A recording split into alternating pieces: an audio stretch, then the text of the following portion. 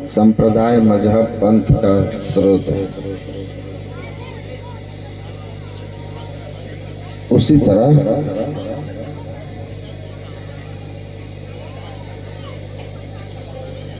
अपना वैदिक धर्म का स्रोत वेद है।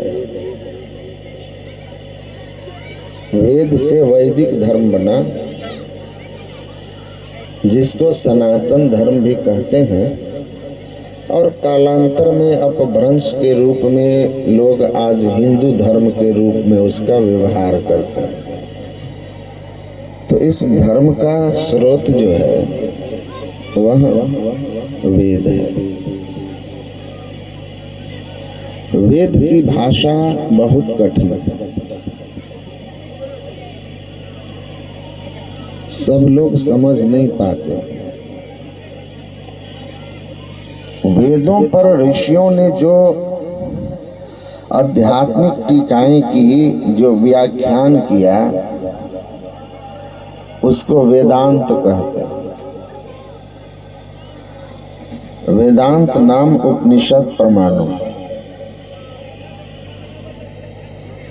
4 वेद हैं, ऋग्वेद, यजुर्वेद, अथर्ववेद और सामवेद। इन 4 वेदों में मानव के कल्याणकारी ज्ञान को उपनिषदों में ऋषियों ने कहा, समझाया, उसी को वेदांत कहते हैं।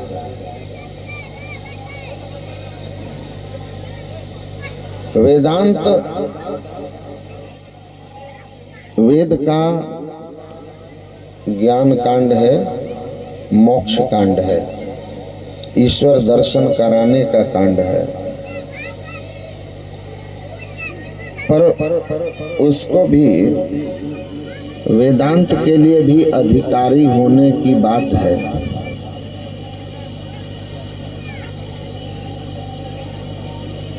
सब लोग वेदांत को नहीं ठीक समझ पा रहे थे।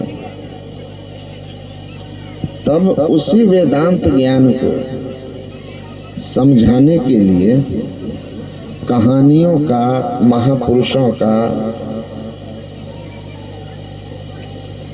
अवतार लिए हुए भगवंत का सहारा लेकर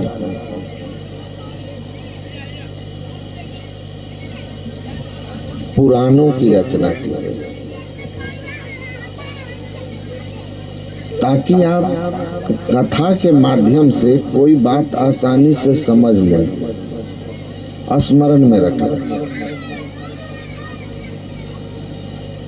इसलिए इतने सारे पुराण रचे गए, और जो भी पुराण रचे गए वो वेद की इस वाक्य के अनुकूल रचे गए, एकम सद्विप्रा बहुधा वदन्ति।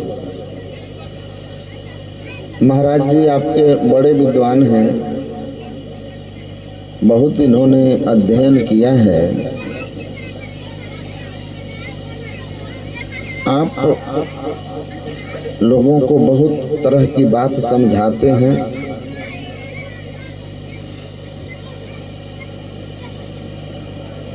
आप जिस किसी पुराण को पढ़ेंगे ना, आपको उस पुराण में जिस इष्ट से संबंधित होगा, जिस भगवान से संबंधित होगा, उसी भगवान को सबसे श्रेष्ठ कहा जाएगा। इसको स्मरण रख लीजिए।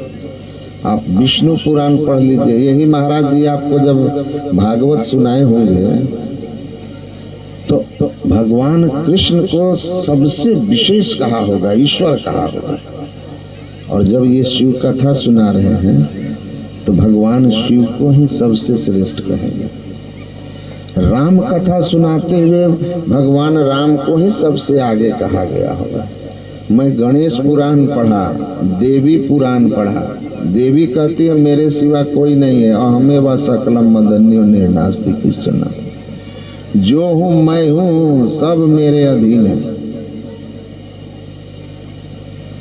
और शिव पुराण पढ़ेंगे ना तो आपको पता चलेगा कि ब्रह्मा और विष्णु दोनों मिल करके भगवान शिवलिंग का आदि अंत ही नहीं खोज सके।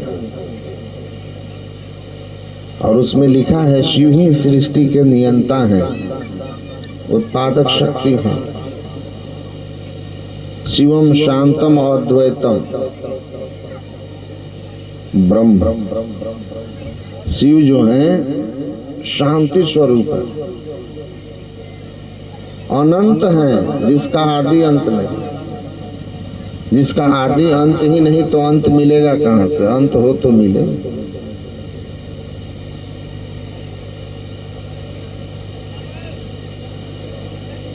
वही ब्रह्म है, शिव ही ब्रह्म है, परमात्मा है, सबसे श्रेष्ठ। अब भागवत में कृष्ण सबसे श्रेष्ठ हो जाएंगे, विष्णु।